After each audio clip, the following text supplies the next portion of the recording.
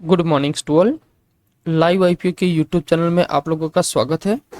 चलिए बात कर लेते हैं निफ्टी की वीकली की टेक्निकल एनालिसिस के बारे में कि आने वाले वीक में निफ्टी कहाँ पर कामकाज करेगी, क्या इसके लिए इम्पोर्टेंस लेवल है, क्या उनका रेजिस्टेंस होगा, कहाँ पर उसका सपोर्ट बनेगा, क्या हमारा पूरा सेटअप वर्किंग करेगा फॉर द आने वाले वीक में कि हमें किस तरह से ट्रेडिंग करनी है नहीं करनी है, तो उसका पूरा हम पर्टिकुलर इस वीडियो में हम डिस्कशन करेंगे। राइट, तो जिस तरह से आपके सामने जो चार्ट ओपन हुआ है वो है निफ्टी 50 का चार्ट है। राइट, और वो भी वीकली का टाइम फ्रेम के हिसाब से। इसका मतलब आप लोग जानते ही है कि ये एक कैंडल एक वीक के बराबर है, मतलब मंडे से लेके फ्राइडे तक। मंडे से लेके फ्राइडे तक मार्केट ने जो भी मूवमेंट किया ऊपर की साइड या नीचे की साइड, वो सारा का सारा पर्टिकुलर ये एक कैंडल के अंदर वो मूवमेंट बताता है। राइट, अगर आप क्लियरली इस चार्ट को आप देखोगे तो आपको लगेगा कि नहीं, क्लियरली आपको मार्केट एक बुलिश जोन में है, मतलब यहाँ से अप ट्रेंड जोन में है। राइट, क्यों? अगर वीकली के हम टाइम फ्रेम के हिसाब से देखेंगे तो ये हमारा जो चैनल था, ये हमारा क्या था पहले, रेजिस्टेंस, करेक्ट, और ये हमारे लिए एक सपोर्ट का काम कर रहा था, करेक्ट। तो ये जो बॉटम लाइन है वो आज भी हमारे लिए एक सपोर्ट का ही काम करेगा, लेकिन जो ऊपर हमारा जो रेजिस्टेंस था ये वाला, उसमें क्या हुआ है, यहाँ पर एक ब्रेकआउट हुआ और ये ब्रेकआउट होने के बाद अगेन रीटेस्ट किया और ऊपर गया। मतलब कहने का ये हमारे लिए जो रेजिस्टेंस था वो अब हमारे लिए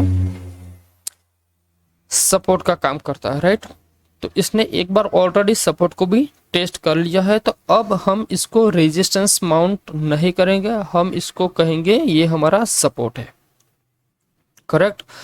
दूसरा, जो लोग पर्टिकुलर सेलिंग के हिसाब से देखते हैं उनको अगर कोई रेंज डिफाइन करनी है तो मैंने यहाँ पर एक मेरी खुद की एक मैंने रेंज डिसाइड किया हुआ है कि मैं मार्केट नेक्स्ट 4 डेज में ऊपर की साइड उसका जो लेवल में निकला है वो है 24,450, ये ऊपर की साइड का लेवल है। और अगर मैं मान लीजिए नीचे की साइड का मैं लेवल निकालूं तो वो है 23,650। ये पर्टिकुलर एक मैंने लेवल निकाला है कि जिसके अंदर मार्केट एक मूवमेंट कर सकता है फॉर द पर्टिकुलर 4 डेज के अंदर, करेक्ट। और अगर हम वीकली के टाइम फ्रेम के हिसाब से देखें तो यहाँ पर एक बड़ी बुल कैंडल क्रिएट हुई है, वो भी ग्रीन फॉर्मेशन में है, करेक्ट।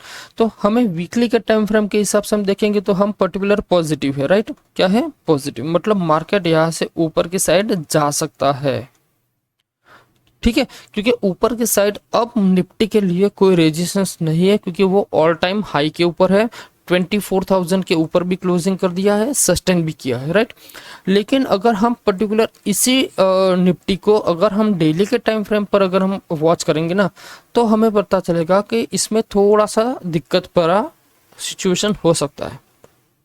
क्यों? क्योंकि यहाँ पर मैंने जब ये कैंडल क्रिएट हो रही थी ना, तभी मैंने आपको बता दिया था कि मार्केट आने वाले टाइम में एक टॉप पर एक शूटिंग स्टार कैंडल क्रिएट कर सकता है, जो पर्टिकुलर फ्राइडे के दिन यहाँ पर क्रिएट हुआ, करेक्ट। अब ये कैंडल क्या इंडिकेट करता है, इसको क्या बोलते हैं? इसको हम बोलते हैं शूटिंग स्टार। क्या बोलते हैं? Shooting star candle. No doubt इसका बहुत सारे दूसरे भी नाम हो सकते हैं, लेकिन मैं पर्टिकुलर इसको शूटिंग स्टार बोलता हूँ मेरे फॉर्मेशन के हिसाब से, करेक्ट। ओके, अब ये कैंडल इंडिकेट क्या करता है हमें? ठीक है, ये कैंडल हमें ये इंडिकेट करता है कि मार्केट यहां से नीचे जा सकता है। ये फर्स्ट पॉइंट हो गया मेरा इंडिकेशन कि मार्केट यहां से क्या हो सकता है, नीचे। ओके, लेकिन क्या मैं ब्लाइंडली सोच लूंगा कि भाई ये कैंडल बन गई तो मैं डायरेक्ट मंडे पुट बाय कर दूं? नहीं, कुछ भी ऐसा रैंडमली हम कभी बाय नहीं कर सकते, क्योंकि रैंडमली कंडीशंस में क्या होगा कि हमें पता ही नहीं चलता भाई हमारा एंट्री एग्जिट एसएल मतलब कहाँ पर लगे, कुछ भी समझ में नहीं आएगा। अगर आप पर्टिकुलर कोई रैंडम ट्रेड करोगे तो आपको ये 3 पॉइंट जो होते हैं ना मार्केट में, सबसे पहले होता है एंट्री पॉइंट, दूसरा होता है एग्जिट पॉइंट, और तीसरा पॉइंट होता है एसएल पॉइंट। ये 3 पॉइंट मार्केट में सबसे इंपॉर्टेंट होता है फॉर द पर्टिकुलर एक ट्रेडर के हिसाब से। जो इंट्राडे ट्रेडर हो गया, जो स्विंग ट्रेडर हो गया, उनके लिए ये 3 पॉइंट सबसे इंपॉर्टेंट है। अगर ये 3 पॉइंट आपको समझ में आएंगे ना, तो ही आप एक पर्टिकुलर ट्रेडर में प्रॉफिटेबल बन पाओगे, चाहे आप ऑप्शन ट्रेडिंग करते हो, चाहे आप स्विंग ट्रेडिंग करते हो, चाहे आप कुछ भी ट्रेडिंग करते हो। लेकिन ये 3 चीज आपको अगर समझ में नहीं आती है तो फिर आप चाहे कुछ भी लॉजिक लगा लो, आप प्रॉफिट नहीं बना पाओगे। तो ये तीन चीज आपको समझ में तभी आएगी जब पर्टिकुलर आप किसी भी एक सेटअप पर काम करते होगे ना। तो अगर आपके पास कोई पर्टिकुलर सेटअप, आपके पास कोई पर्टिकुलर लॉजिक, आपके पास कोई पर्टिकुलर लर्निंग नहीं होगी ना, तो ये तीन चीजें आपको समझ में नहीं आएगी।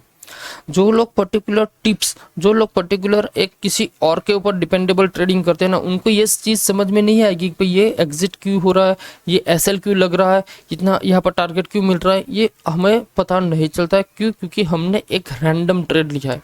अब रैंडम ट्रेड में मतलब क्या होगा कि मान लीजिए यहाँ पर ये कैंडल बन गई, मुझे लगा भाई मार्केट यहाँ से नेगेटिव जा रहा है, तो मैं क्या डायरेक्ट पुट ले लूंगा? अगर मैं डायरेक्ट पुट ले लूंगा ना, तो मुझे यही समझ में नहीं आया कि मेरा एसएल क्या लगाना है, मेरा टारगेट क्या लगाना है। क्योंकि एंट्री तो कहीं पर भी हम कर लेंगे, पॉइंट में भी हो जाएगी, लेकिन उस एंट्री को हो जाने के बाद उस ट्रेड को जो हैंडल करना पड़ता है ना, उसके लिए ये दो चीजें इंपॉर्टेंट होती है, जिसमें होता है एक एसएल होता है, एक होता है टारगेट। अगर हमें एसएल ही नहीं पता है तो फिर हमारा बहुत बड़ा लॉस हो सकता है। अगर टारगेट ही नहीं पता है तो हम क्या होगा, प्रॉफिट भी बुक नहीं कर पाएंगे। तो ऐसी कंडीशन में अगर आपको एक सक्सेसफुल ट्रेडर बनना है तो ये तीन चीज आपको समझनी बहुत जरूरी है, एंट्री, एसएल और टारगेट। करेक्ट? ओके। अब यहाँ पर अगर डेली के टाइम फ्रेम पर देखेंगे तो यहाँ पर एक शूटिंग स्टार कैंडल क्रिएट हुआ है। वो हमें क्या इंडिकेट करता है कि मार्केट यहाँ से नीचे जा सकता है। ये फर्स्ट पॉइंट हो गया। अब इसका ये कैंडल क्रिएट हो गई, इसका मतलब ये नहीं कि मैं ब्लाइंडली करूंगा, इसको एक्टिव होना पड़ेगा। किसी भी चैनल हो गई, या वो सेटअप हो गया, या कैंडल स्टिक्स हो गई, या पैटर्न्स हो गया, कुछ भी आप क्रिएट करते हो तो वो अगर एक्टिव नहीं होगा तब तक वो वर्क नहीं करेगा। चाहे आप किसी पैटर्न के हिसाब से ट्रेड करते हो, चाहे आप कोई कैंडल स्टिक्स के हिसाब से ट्रेड करते हो, चाहे आप प्राइस एक्शन यूज कर लीजिए, चाहे आप इंडिकेटर यूज कीजिए, कुछ भी यूज कर लीजिए, जब तक वो एक्टिव नहीं होगा तब तक वो वर्क नहीं करेगा। और कुछ भी हो, चाहे वो चैनल हो, कैंडल स्टिक्स हो, वो एक्टिव तभी होगा जब उसके कुछ पर्टिकुलर रूल्स आपने डिफाइन किया होगा। अगर वो रूल्स फॉलो होते हैं तो समझ लीजिए कि वो एक्टिव हो रहा है। तो यहाँ पर एक्टिवेशन के हम, मेरे खुद के हिसाब से मैं अगर डेफिनेशन लगाऊं तो इसमें क्या होगा कि ये जो कैंडल क्रिएट हुआ है, इसका मैं एक मिनट, लो क्या है, इसका है लो 23,958। अगर ये कैंडल का जो है 28,958 इसका लो है, अगर इस लो के नीचे मार्केट डेली के टाइम फ्रेम पर, ध्यान रखना इसको, मैं ये वीकली मतलब ये कोई 5 मिनट या 1 आवर का मैं बात नहीं करता हूँ, मैं डेली के टाइम फ्रेम के अंदर अगर मान लीजिए क्लोज कर देता है तो फिर ये कैंडल मेरे लिए एक्टिव मोड में हो जाएगी। अगर इसके नीचे क्लोजिंग नहीं करता है तो तक ये मेरे लिए एक्टिव नहीं होगी, तब तक मैं इसमें पुट साइड का ट्रेड एग्जीक्यूट नहीं करूंगा। क्लियर? ओके। देखो यहाँ पर भी जिस तरह से मार्केट 1 2 3 बहुत मूवमेंट हुआ और एक शूटिंग स्टार कैंडल क्रिएट हुई, और वो भी एक पर्टिकुलर रेजिस्टेंस के आसपास हुआ था। करेक्ट? तो ये हमें क्या इंडिकेट करता था कि भाई मार्केट यहाँ से नीचे जाना चाहिए। मैंने ऑलरेडी हमारे जो प्रीवियस जो बैकएंड वीडियो है, आप वहां पर भी जाकर आप देख सकते हो, वहां पर भी मैंने क्लियर कट बताया था। जो लोग पर्टिकुलर मुझे बहुत टाइम से फॉलो करते हैं तो उनको तो पता ही है, लेकिन जो पहले पहले या जो नया वीडियो देख रहे हैं या फर्स्ट टाइम देख रहे हैं, उनसे भी मेरी रिक्वेस्ट है कि आप मेरे बैकएंड साइड के भी वीडियो देख लीजिए, वहां पर भी आपको पता चल जाएगा। यहाँ पर भी हमने क्या बताया था कि अगर मार्केट पर्टिकुलर ये लो के नीचे डेली के टाइम फ्रेम में अगर क्लोज करेगी तो ये एक्टिव मोड में आ जाएगी, अदरवाइज इस कैंडल का कोई मतलब नहीं रहेगा। सेम सिचुएशन यहाँ पर बना था कि भाई 1 2 3 4 कैंडल में हमें पता चल चुका कि भाई यहाँ पर कोई एक्टिवेशन होने वाला नहीं है, तो मार्केट में यहाँ से एक ऊपर की साइड रैली हो सकती है, और ये सेम सिचुएशन बना भी सही। सेम थियरी यहाँ पर अगेन रिपीट होने वाली लगती है कि अगर मान लीजिए दो पॉसिबिलिटी है। फर्स्ट पॉसिबिलिटी जो मैंने बताया कि मार्केट अगर पर्टिकुलर ये जो कैंडल का लो है, इसके नीचे अगर डेली के टाइम फ्रेम के हिसाब से अगर कोई कैंडल क्लोज कर लेती है तो इसका मतलब हुआ ये एक्टिव हो जाएगी। करेक्ट? ये मेरा पॉइंट नंबर 1। सेकंड पॉइंट, अगर मान लीजिए मंडे भी ऐसा ही सिचुएशन होता है, मंडे वेडनेसडे थर्सडे, मतलब पर्टिकुलर एक रेंज बना देता है, तो फिर आपके लिए वो दिक्कत भरा हो सकता है कि वो जहां पर भी वो रेंज, यहाँ पर ऊपर की साइड या फिर पर्टिकुलर नीचे की साइड, जिस भी साइड वो ब्रेकआउट करेगा मार्केट सेम उतना ही पॉइंट आपको मूवमेंट करेगा जितना इतना किया। देखो अगर मैं बात करूं ये इस पॉइंट से लेकर यहाँ तक कितना पॉइंट हुआ है, अराउंड 700 पॉइंट, 740, ठीक है, कितना है 740। अगर मार्केट यहाँ पर टाइम निकलता है, ठीक है, और अगर ब्रेक करेगा तो हो सकता है वो इस पॉइंट के आसपास आ सकता है। कौन सा, ये हमारा जो सपोर्ट है वो चैनल का। और अगर टाइम निकलने के बाद अगर ऊपर की साइड इसने ब्रेकआउट दिया तो फिर फर्दर अगेन आपको 700 पॉइंट की आपको रैली यहाँ पर अगेन देखने को मिल सकती है, ठीक है। तो डेली के टाइम फ्रेम पर अभी हम क्या बोलेंगे, न्यूट्रल पॉइंट। न्यूट्रल पॉइंट क्यों बोलेंगे, क्योंकि यहाँ पर ना ही पुट साइड का कोई एक्टिवेशन हुआ है ना ही कॉल साइड का कोई एक्टिवेशन हुआ है, ठीक है। तो डेली के टाइम फ्रेम पर हम न्यूट्रल है, लेकिन अगर हम वीकली का टाइम फ्रेम हम डिस्कशन करेंगे तो वहां पर हम क्या है, पॉजिटिव, करेक्ट, ओके। अब बात कर लेते हैं 5 मिनट के टाइम फ्रेम के हिसाब से क्या रेट है। मंडे अगर हमें ट्रेडिंग करना है तो क्या करें, देखिए यहां पर अगर मैं बात करूं तो 28 पूरा ये इस कैंडल से लेके मार्केट यहाँ पर ऊपर गया, फिर नीचे आया, थोड़ा सा टाइम निकला, अगेन नीचे गया, ऊपर गया, नीचे आया। मतलब ये जो पूरा मार्केट का सिचुएशन हुआ था ना, उस कंडीशन के हिसाब से ना ही कोई पर्टिकुलर ऑप्शन बाय ने कुछ पैसा बनाया होगा, ना ही कुछ ऑप्शन सेलर ने। ऑप्शन सेलर तो वैसे भी कुछ ना कुछ तो पैसा लेकर जाएगा, लेकिन ऑप्शन बायर के लिए बहुत दिक्कत होती है। देखिए आज मैं एक वीडियो बनाने वाला हूँ ऑप्शन सेलिंग का, जो हमने पर्टिकुलर जून मंथ में हमारा कितना प्रॉफिट हुआ, कितना हमारा परसेंटेज के हिसाब से हमने प्रॉफिट बनाया, ठीक है। उस वीडियो को प्लीज़ ज़रूर देखना ताकि आपको पता चले। मैं बार बार आई थिंक 3 या 4 मंथ से मैं आपको बोल रहा हूँ कि अगर मान लीजिए मैंने जो सेलिंग का एक वीडियो बनाया था पहले मई मंथ में, उसमें भी मैंने क्लियर कट बताया था कि अगर आप 1 महीना और ट्राई कर लीजिए कि ऑप्शन बाइंग से अगर आप प्रॉफिटेबल नहीं बन पाते हो, अगर आपका प्रॉफिट नहीं होता है, आपका कैपिटल ग्रो नहीं होता है, तो प्लीज़ आपको मैं 2 हाथ जोड़ के विनती करूंगा कि इसको प्लीज़ छोड़ दीजिए, छोड़ दीजिए, छोड़ दीजिए। आप इसमें प्रॉफिट नहीं कर पाओगे, आप कुछ भी कर लोगे तो आपका लॉस ही होगा, ठीक है। अगर आप प्रॉफिटेबल हो तो फिर आप उसको कंटिन्यू करो, लेकिन अगर आप नहीं हो, नहीं बन पा रहा है, तो प्लीज आप उसको छोड़ दीजिए। इसके ऊपर मतलब बाय प्रेशर, बाय ईगो के हिसाब से इसको ट्रेड मत कीजिए, ठीक है। तो देखो मैं अगर 5 मिनट की मैं बात करूं तो उसके लिए लॉजिक क्या होगा, ये जो बड़ी रेंज बनाया हुआ है यहाँ से लेके यहाँ, ये एक पर्टिकुलर निफ्टी में बहुत बड़ी रेंज बनी। दूसरा अगर हम बहुत लॉन्ग विजन के हिसाब से देखेंगे तो एक ट्रेंड लाइन भी यहाँ पर हम ड्रॉ कर सकते हैं। 1 मिनट, यहाँ से लेके सॉरी, ये जो बॉटम पोर्शन है ना वहां से, अब ये ट्रेंड लाइन अगर हम ड्रॉ करेंगे ना तो एग्जैक्टली आप देखिए, तो उस ट्रेंड लाइन में क्या हुआ है, यहाँ पर सपोर्ट लिया, ऊपर गया, और नीचे सपोर्ट लिया, ऊपर गया, फिर ब्रेकआउट किया, अब नीचे आ चुका है, क्लियर। तो जिस तरह से मैंने वीकली का टाइम फ्रेम किया, डेली का टाइम फ्रेम के हिसाब से एनालिसिस किया, तो दोनों में क्या होता है, डिफरेंस है। वीकली क्या बोल रहा है कि मैं पॉजिटिव हूँ, डेली बोल रहा है मैं न्यूट्रल हूँ। तो इस पोजीशन में हमें क्या करना पड़ेगा कि इस पोजीशन में हमें वही चीज़ बता सकती है जो हमारा सेटअप वर्क करेगा। तो आपके लिए मैं एक और सेटअप के बारे में भी मैं डिस्कशन करूँगा, जो लोग पर्टिकुलर सिर्फ और सिर्फ ऑप्शन बाइंग करते हैं, ठीक है, क्या करते हैं, ऑप्शन बाइंग, उनके लिए ऑप्शन सेलिंग में भी हर एक सेटअप काम करेगा। चाहे आप जो भी आप सेटअप बनाते हो, मान लीजिए मैंने एक सेटअप बनाया वो ऑप्शन बाइंग के लिए बनाया, वो डेफिनेटली ऑप्शन सेलिंग में तो काम करेगा ही काम करेगा। ऑप्शन सेलिंग में दूसरा एडवांटेज क्या होता है बाइंग और सेलिंग में, नो डाउट मैं ये दूसरे वीडियो में भी डिस्कशन करूंगा, लेकिन आज मैं छोटा सा थोड़ा सा आपको बता देता हूँ कि अगर मान लीजिए कोई ऑप्शन बायर है तो उसको प्रॉफिट तभी होगा जब उसका ट्रेड उसके डायरेक्शन में जाएगा।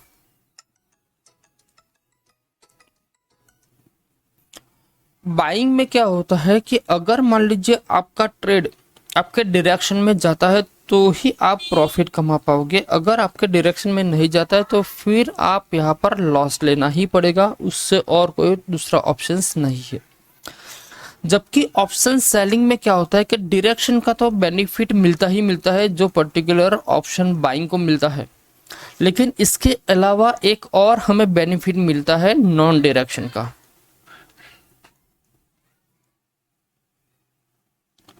करेक्ट।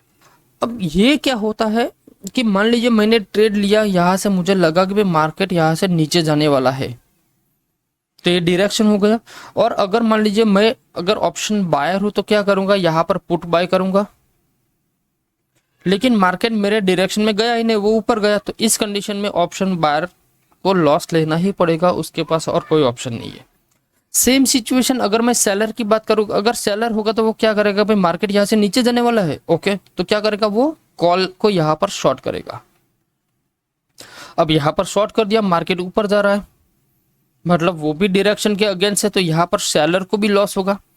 तो वो सेलर क्या करेगा, या तो इस कंडीशन में वो लॉस बुक कर देगा, या फिर क्या करेगा, उसके लिए एक एडिशनल बेनिफिट है कि वो यहाँ पर अपना ट्रेड को वो एडजस्ट कर सकता है फॉर द उसका लॉसेस को रिकवर करने के लिए। ठीक है, अगर वो लॉसेस को रिकवर करना नहीं चाहता तो उसको भी यहाँ पर लॉस लेना पड़ेगा। क्यों लॉस लेना पड़ेगा, क्योंकि डायरेक्शंस यहाँ पर रॉन्ग होती है, चाहे वो ऑप्शन बायर हो गया चाहे ऑप्शन सेलर हो गया। करेक्ट। लेकिन अगर वो ऑप्शन बायर या ऑप्शन सेलर दोनों के डायरेक्शन के फेवर में जाता है, मान लीजिए कि यहां पर लगा भाई मार्केट ऊपर जाने वाला है, करेक्ट, तो क्या करेगा, ऑप्शन बायर होगा वो कॉल बाय करेगा, और ऑप्शन सेलर होगा वो क्या करेगा, पुट को सेल करेगा। अब यहां पर उस कंडीशन में क्या होगा, ऑप्शन बायर को भी प्रॉफिट होगा, ऑप्शन सेलर को भी होगा।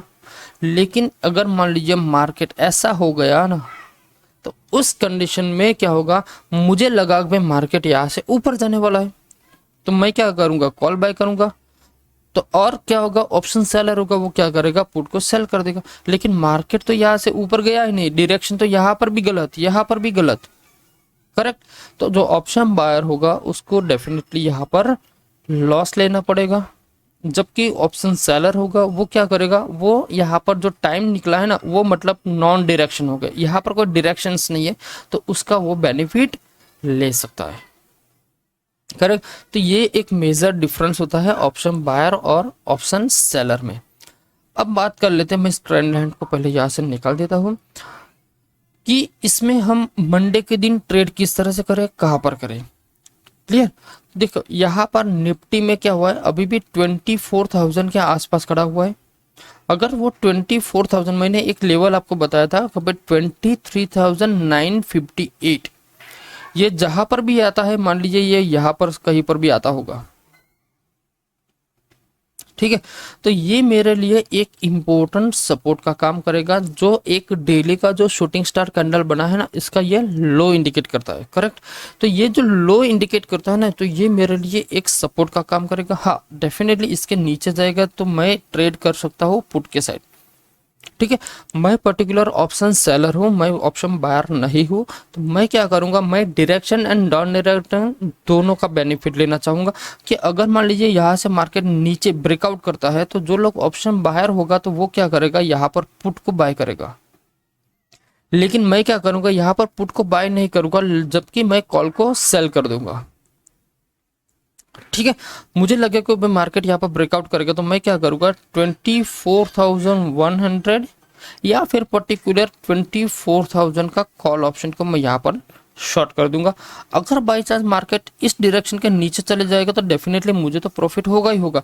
लेकिन अगर मान लीजिए मार्केट यहाँ से नीचे नहीं जाता है और मार्केट यहाँ पर ही टाइम पास कर देता है, तो उस कंडीशन में भी मेरा प्रॉफिट होगा। जबकि ऑप्शन बायर क्या करेगा, अगर मान लीजिए यहाँ पर उसने पुट बाय कर लिया, करेक्ट, लेकिन अगर मार्केट यहाँ से नीचे गया ही नहीं, यहाँ पर ही टाइम पास करता रहा, तो फिर उस कंडीशन में ऑप्शन बायर को पर्टिकुलर लॉस लेना पड़ेगा, जबकि ऑप्शन सेलर यहाँ पर एक प्रॉफिट अच्छा खासा बना सकता है। ठीक है, तो मंडे के दिन के लिए मैं सिर्फ और सिर्फ आपको एक ही सजेशन करूँगा, कॉल आपको तभी लेना है जब पर्टिकुलर जो हाई पॉइंट है 24,001, एक मिनट में इस पॉइंट को देख लेता हूँ, हाँ 180, अगर मार्केट 24,180 के ऊपर अगर निकलना स्टार्ट करता है तो फिर आप यहाँ पर कॉल की एंट्री कर सकते हो।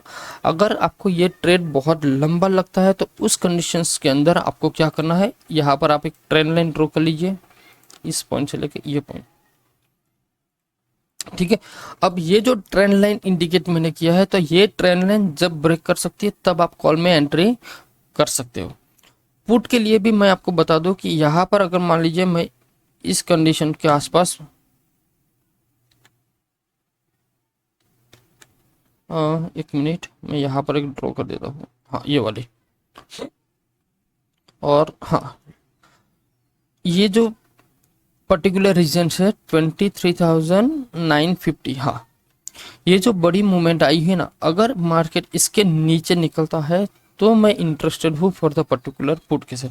हाँ इस रीजन में ये क्या करेगा, नॉन डायरेक्शन के हिसाब से वर्किंग करेगा, ना ही ऊपर ना ही नीचे। तो ये जो रीजन होगा ना वो एक डिफिकल्ट रीजन है for the particular option buying के लिए। तो आप लोग अगर मान लीजिए मार्केट मंडे के दिन इस रीजन के बीच में खुलता है तो फिर आपको वेट करना पड़ेगा फॉर द ऊपर की साइड जाने के लिए, या तो फिर तो पर्टिकुलर नीचे की साइड। अगर मान लीजिए नीचे जाता है तो ही हम पुट में एंटर कर सकते हैं, और ऊपर जाएगा तो ही हम कॉल में एंटर कर सकते हैं। अदरवाइज इस रीजन में सिर्फ ऑप्शन सेलर होगा वही प्रॉफिट बनाएगा, बाकी ऑप्शन बाइंग यहाँ पर प्रॉफिट नहीं बनाएगा, ठीक है। तो आज का वीडियो हम यहाँ तक ही रखते हैं, ठीक है। वीडियो अच्छा लगा हो तो वीडियो को लाइक कर दीजिए, शेयर कर दीजिए, और अगर आप चैनल पे नए हो तो चैनल को सब्सक्राइब भी कर लीजिए, ठीक है। मिलते हैं नेक्स्ट वीडियो में। जय हिंद।